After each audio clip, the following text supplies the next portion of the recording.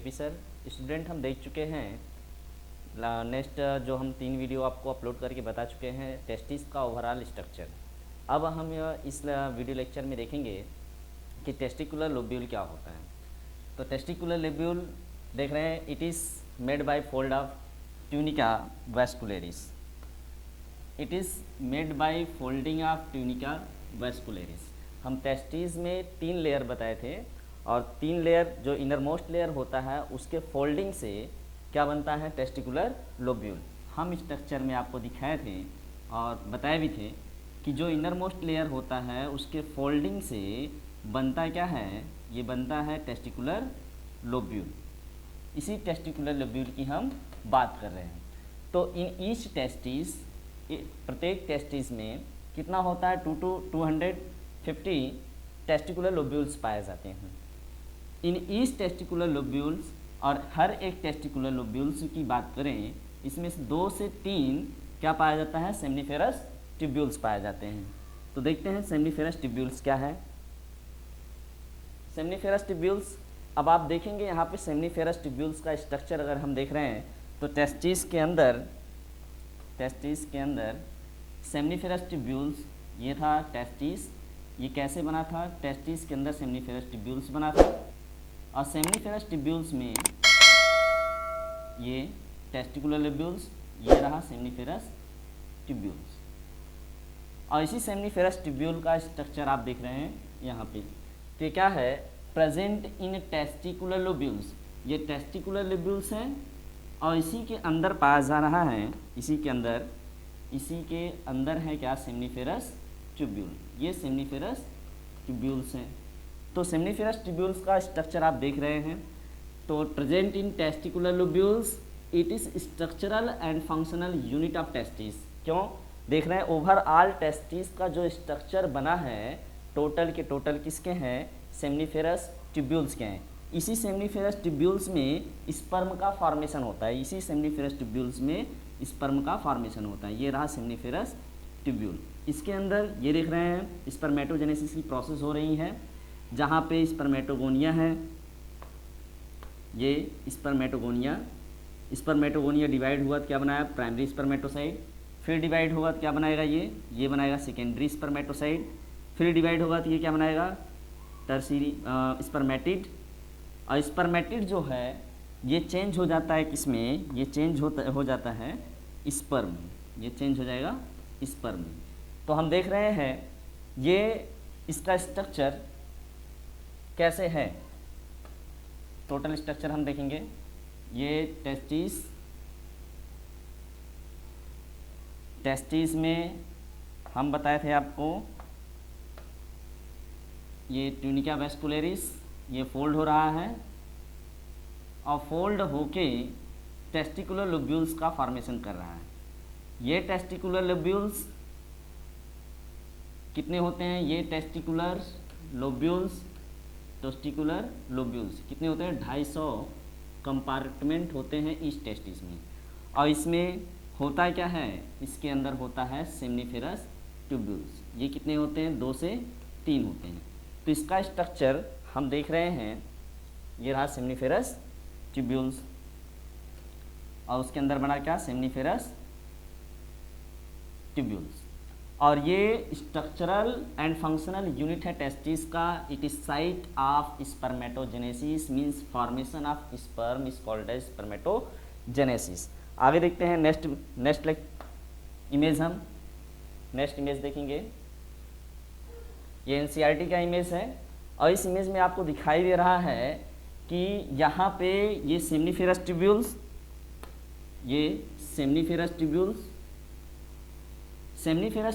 में स्पर्मेटोजेनेसिस हो रहा है। तो यहाँ पे स्पर्मेटोगोनिया डिवाइड होता है तो 2 सेल का फॉर्मेशन करता है। वो 2 सेल कौन से हैं, प्राइमरी स्पर्मेटोसाइड, देख रहे हैं प्राइमरी स्पर्मेटोसाइड। और प्राइमरी स्पर्मेटोसाइड डिवाइड करेगा तो क्या बनाएगा, सेकेंडरी स्पर्मेटोसाइड। और ये सेकेंडरी स्पर्मेटोसाइड फॉर्मेशन करेगा स्पर्मेटिड का। और ये स्पर्मेटिड इस इमेज में क्लियर नहीं है। इस इमेज में आप देखेंगे यहाँ पे एक सर्टोली सेल पाया जाता है, ये सर्टोली सेल। और ये स्पर्मेटिड जो है इसमें टेल अभी नहीं बनाया। जब ये स्पर्मेटिड सर्टोली सेल पे जाके अटैच होगा तो यहाँ पे टेल का फॉर्मेशन होगा, तो ये बन गया स्पर्म। इस इमेज को हम क्लियर देखने के लिए नेक्स्ट इमेज देखेंगे। यहाँ पे आपको दिखाई दे रहा है इमेज। इस इमेज में आपको दिखाई दे रहा है कि सेमनीफेरस ट्यूब्यूल, ये जो मेम्ब्रेन है, हम यहाँ पे एक बार फिर से ड्रा कर रहे हैं इमेज, ध्यान से देखो। ये ट्यूनिका वैस्कुलरिस फोल्ड हो रहा है, जो क्या बनाया है, टेस्टिकुलर लोब्यूल्स। टेस्टिकुलर लोब्यूल्स के अंदर पाए जाते हैं, टेस्टिकुलर लोब्यूल्स के अंदर पाया जाता है सेमनीफेरस ट्यूब्यूल्स। और ये सेमनीफेरस ट्यूब्यूल्स का स्ट्रक्चर है, सेमनीफेरस ट्यूब्यूल का ये स्ट्रक्चर है सेमनीफेरस ट्यूब्यूल।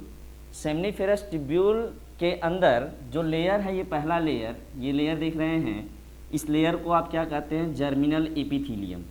ये लेयर जर्मिनल एपिथीलियम। ये सेल जो है डिवाइड करते हैं, जिसे मदर सेल कहते हैं, और ये मदर सेल डिवाइड करता है तो पहला सेल का फॉर्मेशन होता है, जिसे क्या कहते हैं, स्पर्मेटोगोनियम। ये क्या बना, स्पर्मेटोगोनियम,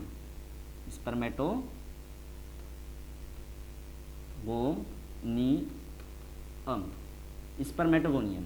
और इस स्पर्मेटोगोनियम में माइटोसिस डिवीज़न होने से पहला सेल जो बनता है वो कौन सा है, प्राइमरी स्पर्मेटोसाइट। ये क्या है, प्राइमरी स्पर्मेटोसाइट, स्पर्मेटोसाइट। और इस प्राइमरी स्पर्मेटोसाइट में फिर से माइटोसिस सेल डिवीज़न होने से फॉर्मेशन होता है किसका, सेकेंडरी स्पर्मेटोसाइट का। और secondary spermatocyte meiosis second complete करने के बाद फॉर्मेशन करता है स्पर्मेटिड का। और स्पर्मेटिड जाके सर्टोली सेल पे अटैच होता है, जिसमें टेल का फॉर्मेशन होता है। टेल के फॉर्मेशन होने से क्या बनता है, स्पर्मेटोजोआ का फॉर्मेशन होता है। तो ओवरऑल जो आप प्रोसेस देख रहे हैं, ये ओवरऑल प्रोसेस क्या कहलाता है, spermatogenesis, means formation of sperm is called as spermatogenesis. Next अब हम देखेंगे जब ये स्पर्म बनेगा, ये स्पर्म बनने के बाद कहाँ बना आप देखें कि स्पर्म का फॉर्मेशन हुआ, कहाँ हुआ, सेमनीफेरस ट्यूब्यूल्स में। ये सेमनीफेरस ट्यूब्यूल्स, इसके अंदर बना क्या, स्पर्म, इसके अंदर स्पर्म का फॉर्मेशन हुआ।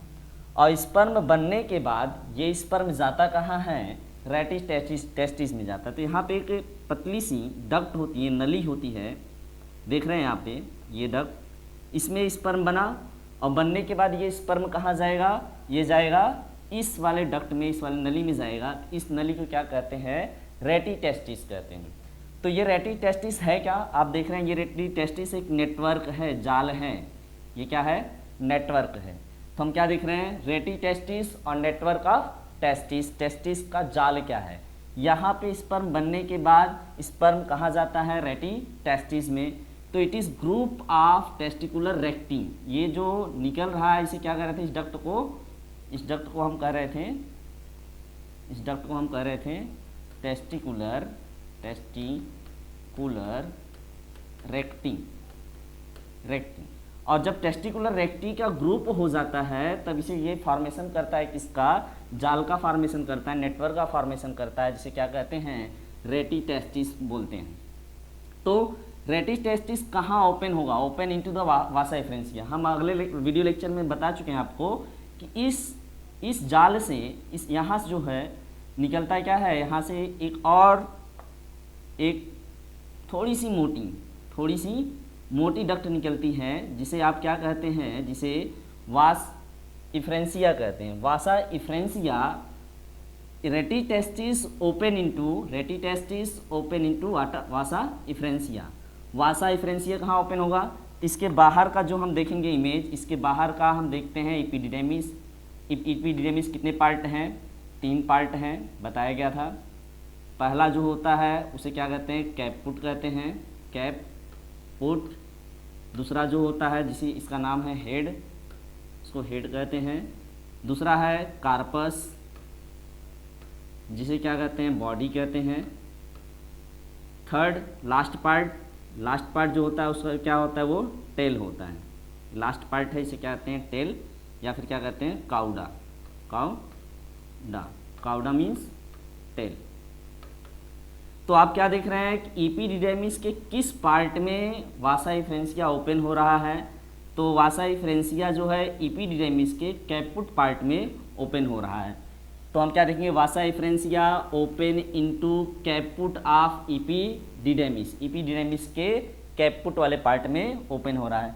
अब हम बात करेंगे कि ये अगर इस डक्ट को हम काटें, इस डक्ट को काटें, ये कैसा दिखाई देगा, सर्कुलर दिखाई देगा। इसकी लाइनिंग कैसी होगी, अगर इसकी लाइनिंग की बात करें तो इसकी लाइनिंग कैसी होती है, सिलेटेड होती है, मतलब यहाँ कैसे पाया जाएंगे, ब्रश की जैसा स्ट्रक्चर पाया जाएगा। ये वासा एफरेंसिया की लाइनिंग है, वासा एफरेंसिया को हम कट किए हैं। यहाँ पे लाइनिंग कैसी है, सिलेटेड है। और इसके जो सेल होंगे वो कैसे होंगे, कॉलमनर होगा। और मसल्स कैसे होंगे, मसल्स भी सर्कुलर होंगे और कॉलमनर होगा। यहाँ पे ब्रश जैसा स्ट्रक्चर पाया जाएगा, ये ब्रश जैसा स्ट्रक्चर है। नीट में ज़्यादातर लाइनिंग नहीं पूछे जाते, ज़्यादा इस पर फोकस मत करिएगा। नेक्स्ट हम देखेंगे एपिडिडेमिस के बारे में। एपिडिडेमिस कहाँ ओपन होता है, एपिडिडेमिस का हम देख रहे हैं। एपिडिडेमिस ह्यूमन का सबसे लार्जेस्ट डक्ट होता है, ह्यूमन मेल रिप्रोडक्टिव का सबसे बड़ी लंबी नली कौन सी है, वो एपिडिडेमिस है। तो it is 6 centimetre in length, इसका लेंथ कितना होता है, लगभग 6 सेंटीमीटर होता है। आगे क्या देखेंगे, it is largest part of mail, sorry largest नहीं, लॉन्गेस्ट। लार्जेस्ट मीन्स क्या हो जाएगा, बड़ा, और लॉन्गेस्ट मीन्स लंबा। तो यहाँ ये क्या है, it is longest part of male reproductive duct. Male के रिप्रोडक्टिव डक्ट मतलब प्रजनन वाले नली का सबसे लार्जेस्ट पार्ट कौन सा है, वो सबसे लार्जेस्ट पार्ट है एपिडिडेमिस। हम देख रहे हैं टेस्टिस, एक बार फिर से देख लीजिए। यहाँ पे एपिडिडेमिस आपको दिखाई दे रहा है बहुत छोटा है, नहीं ये छोटा नहीं है, ये क्या है, हाईली क्वालिड है। ये क्या है, हाईली क्वालिड। हाईली क्वालिड मतलब यहाँ पे काफ़ी क्वाइलिंग से ये बनता है। ये क्या हो गया, ये इतनी क्वाइलिंग होती है, इसकी लेंथ जो होती है लगभग 6 सेंटीमीटर होता है। इट हैव 3 पार्ट, हम पहले भी बता चुके हैं इसके कितने पार्ट हैं, 3 पार्ट हैं। ये जो पहला वाला पार्ट है, इस पहले वाले पार्ट को हम क्या कहते हैं, पहले वाले पार्ट को हम कहते हैं क्या, हेड कहते हैं। दूसरे वाले पार्ट को हम क्या कहते हैं, बॉडी बोलते हैं। थर्ड वाला पार्ट जो टेल वाला पार्ट है उसे टेल या काउडा कहते हैं। तो हेड को क्या कहा जाता है, कैपुट। दूसरा बॉडी क्या कहा जाता है, कार्पस। थर्ड क्या है, काउडा। इसमें होता क्या है, इसमें होता क्या है, यहाँ पे स्पर्म तो बना कहाँ, सेमनीफेरस ट्यूब्यूल्स में, ये टेस्टिकुलर लोब्यूल्स, और इसके अंदर पाया जाता है सेमनीफेरस ट्यूब्यूल। यहाँ पे स्पर्म का फॉर्मेशन हुआ, लेकिन फाइनल मैच्योरेशन, परिपक्व स्पर्म पूरी तरह से परिपक्व कहाँ होता है, फाइनली मैच्योर कहाँ होते हैं, in which final maturation of sperm means कहाँ, यहाँ पे एपिडिडेमिस में क्या होता है, फाइनल मैच्योरेशन ऑफ स्पर्म होते हैं। कैसे, क्या फाइनल मैच्योरेशन, तो यहाँ पे देखेंगे, यहाँ पे कुछ देर के टेम्पोरली स्टोरेज होता है, किसका, स्पर्म का कुछ देर के लिए स्टोरेज होता है। क्या मतलब है स्टोरेज से, देखते हैं कैसे मैच्योरेशन होता है। यदि डायरेक्ट स्पर्म फीमेल के वेजाइना में, या बात किया जाए मेल के रिप्रोडक्टिव पार्ट मीन्स यूरेथ्रा से पास होगा, तो वहाँ पे एसिडिक मीडियम होता है, बार बार यूरिन पास हो रहा है, वहाँ से पेशाब पास हो रहा है, मीन्स उस पेशाब या यूरिन के पास होने से वो डक्ट कैसी हो गई, एसिडिक हो गई। और स्पर्म जब वहाँ पे जाएगा तो क्या हो जाएगा, एसिडिक मीडियम में वो डेड कर जाएगा, मर जाएगा। इसलिए या फिर वेजाइना की बात करें तो वेजाइना में पीएच कितना होता है, 3 होता है। क्यों होता है, क्योंकि वेजाइना में बैक्टीरिया पाया जाता है, लैक्टोबैसिलस एसिडोफिल बैक्टीरिया, जो कि वेजाइना को कैसा कर देता है, एसिडिक कर देता है। अगर उस एसिडिक मीडियम में स्पर्म चला गया, स्पर्म क्या कर जाएगा, एसिडिक मीडियम के कारण वो मर जाएगा।